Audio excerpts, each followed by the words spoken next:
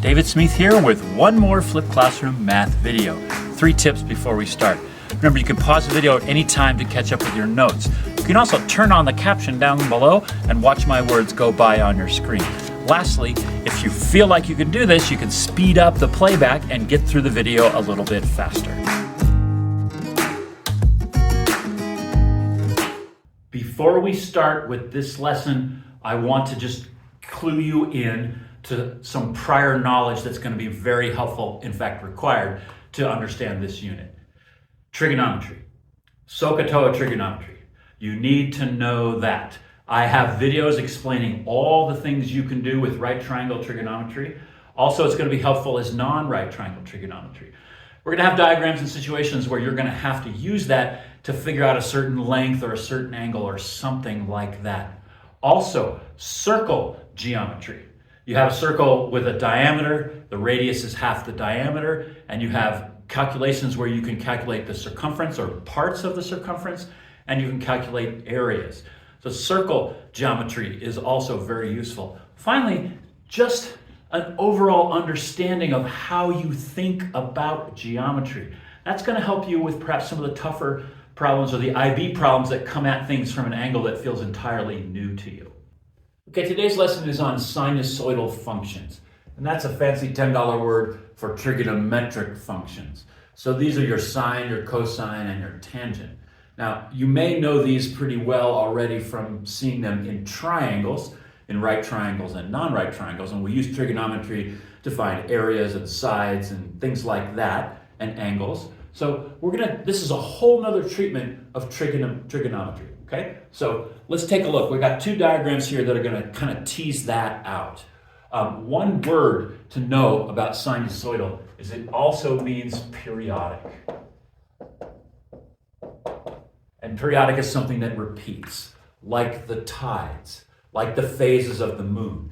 And in fact, those 2 examples are governed by trigonometric or sinusoidal functions. So let's get started here. Okay, what I've drawn is a circle here with a radius of 260 and a diameter of 520. This circle represents a Ferris wheel.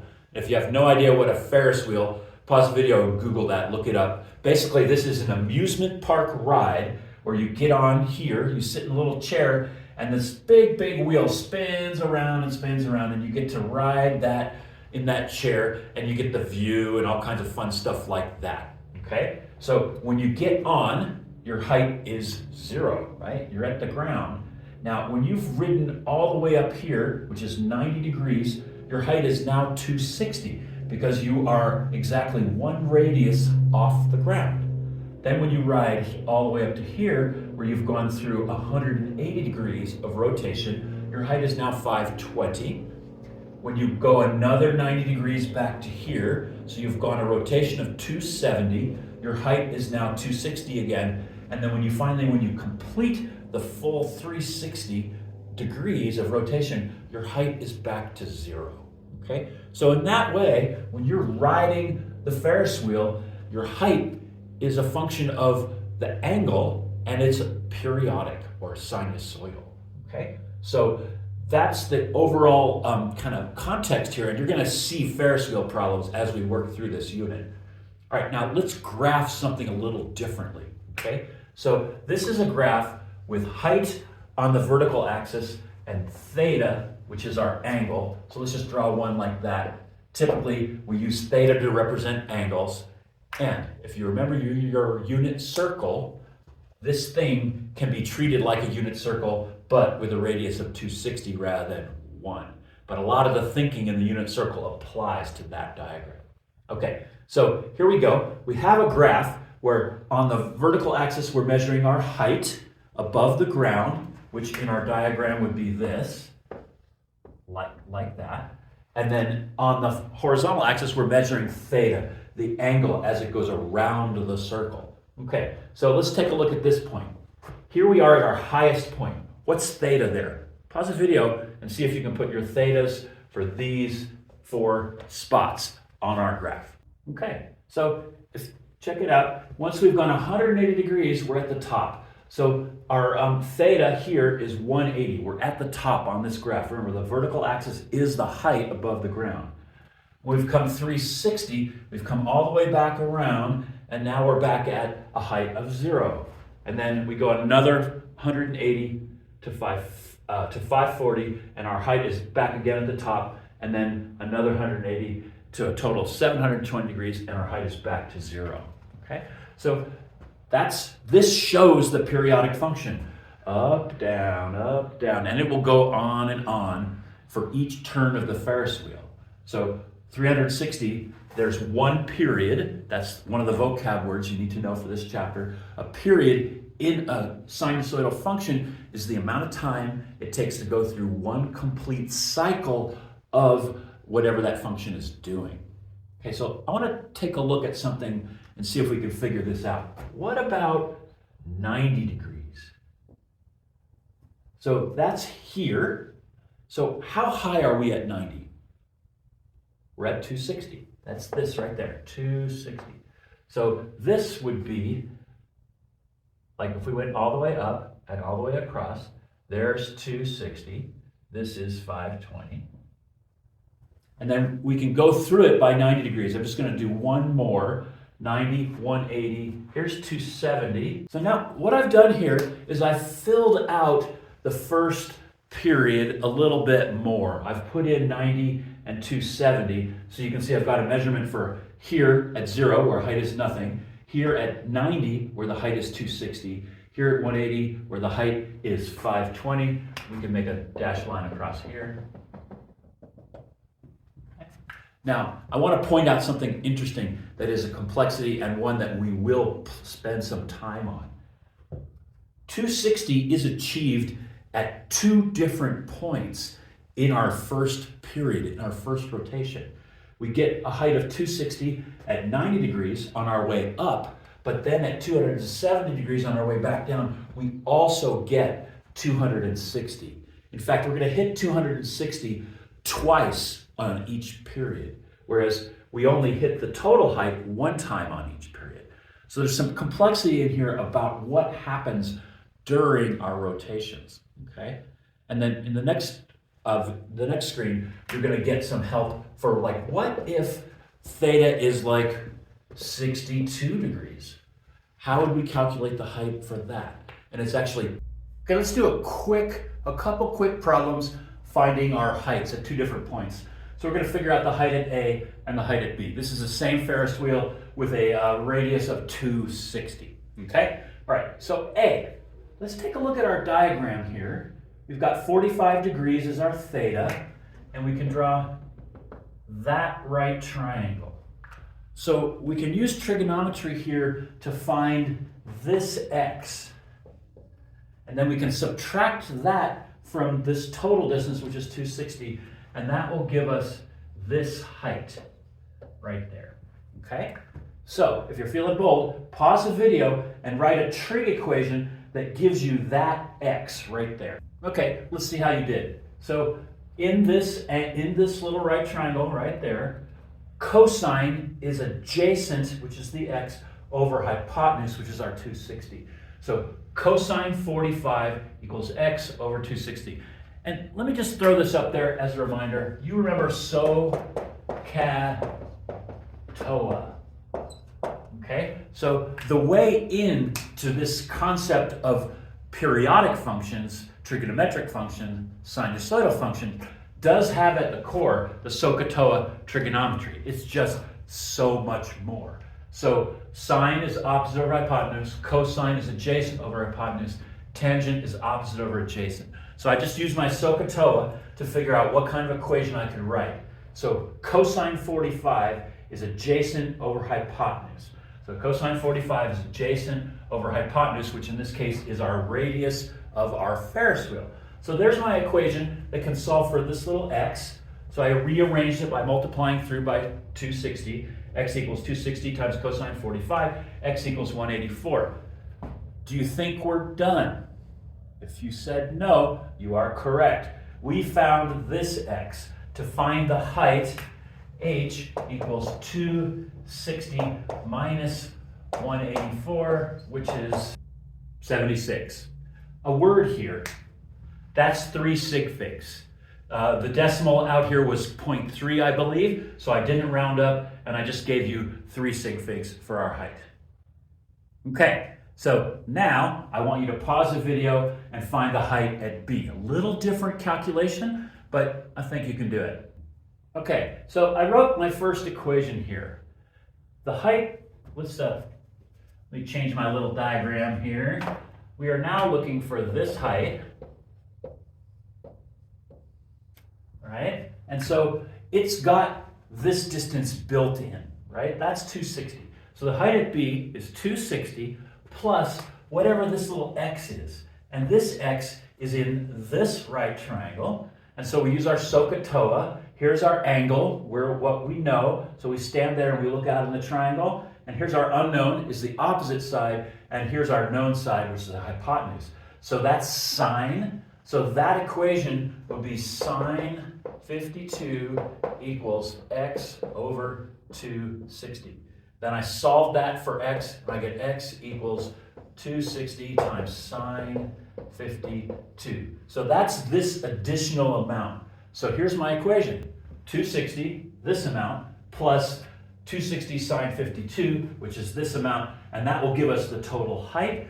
So go ahead and pause the video and crunch your numbers. Okay, so I get 465 feet. Does that make sense? Yeah, we're getting pretty close to the top here. Remember, this is 520 feet. So as we rotate through 52 degrees, we're at 465. All right, let's do a problem. And this problem is going to set the stage for a lot of the work that follows. Okay, so here's the problem. We have our Ferris wheel with a radius of 260 feet. Now, you have to pay attention to this following definition because it sets the stage in a very specific way. Theta is the angle, comma, measured anti-clockwise, so that means counterclockwise. So the angle measured anti-clockwise from the x-axis, okay? So before we were looking at measuring the angle from the ground up. Now they're saying measure it from the x-axis. So we're going to get 2 questions. Find all angles for which the person on the wheel is, question 1, 200 feet above the x-axis. So what I'm going to do is make a diagram that's going to give you a context for answering this question. So here we go. Here is our Ferris wheel. Now we're going to put the x-axis and the y-axis right through the center of the wheel. Now we know that the radius is 260 feet, r equals. And now we're looking for the angles, so that's this theta as it goes up, the angles for which the height above the x-axis equals 200 feet. So I'm going to sketch that in a little bit. Maybe 200 feet might be right there. We have our little right triangle in there, and so we're looking for this to be 200. We know our radius, that's our 260, r equals. And we're looking for this theta, all angles for which the height above the x-axis is 200 feet, okay? Now, you should be thinking perhaps, is that all? And check it out. All angles. So it's going to happen again. It's going to be over here too. It's going to reach the top. That's going to be 260. Then it's going to come back down, and we're going to have another place where it's also 200 feet high, and it's going through an angle of theta there. Now these 2 thetas in the little triangles are going to be the same, but this theta is going to be measured all the way around. So I'll give you we'll approach that when we get to that problem. Okay, so as with geometry, if they give you a question like this and there's no diagram, your first step should be, let's make a diagram. Geometry is a visual area of math, and you've got to be able to look at things visually. There's a lot of clues in the diagram for what to do. Okay, so let's figure this out. We are looking for the theta. We have a right triangle right in there, so we can write an equation. What do we know? we know the opposite and we know the hypotenuse. So from your SOHCAHTOA, which function deals with opposite and hypotenuse? And it's sine. Sine equals opposite of hypotenuse. So here we go. We can write a trig equation. Sine theta, which we don't know, equals 200 over 260. Now, the way we start with trigonometry is we use trigonometry to find sides. Okay, it's a pretty common application. However, in this case, we know the sides and we need the angle. So we use what's called inverse trigonometry. So if that's ringing some bells with you, pause the video right now, write the correct equation, and then solve it for theta.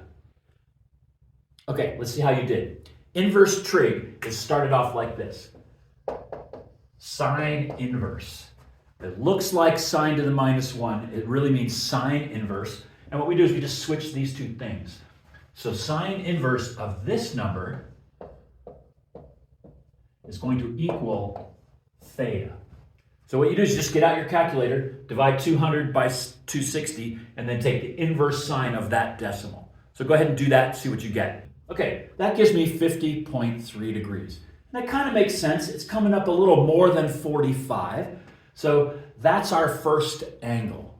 Now I want you to think, what is this angle? And remember this little caveat here. Angles are measured anti-clockwise from the x-axis. So what we're doing, let me grab a different color, is we want to know what this angle is. I'll draw it outside. We want to know what that angle is. So this is just straight up math, but you have to kind of do a little critical thinking to figure it out. Realize that all the way to here is 180. So all you have to do is subtract your theta from 180, and that's going to give you this angle here. So I'm going to do it that way because I think that's a little faster. 180 minus 50.3 is going to be 129.7.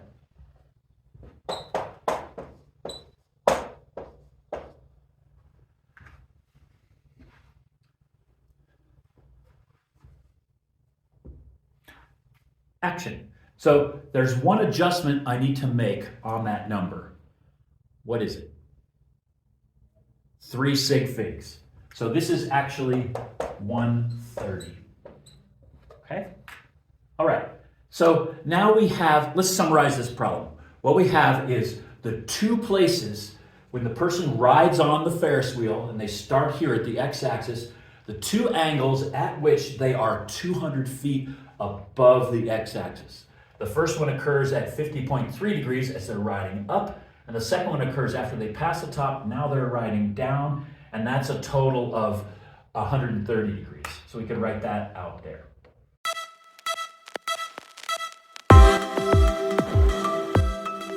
Now that you've watched the video, take a moment to write down any remaining questions so you can bring them to our next class. Also remember that you can watch the video again to remind yourself of what we did or deepen your understanding. If you enjoyed yourself, please click like or subscribe.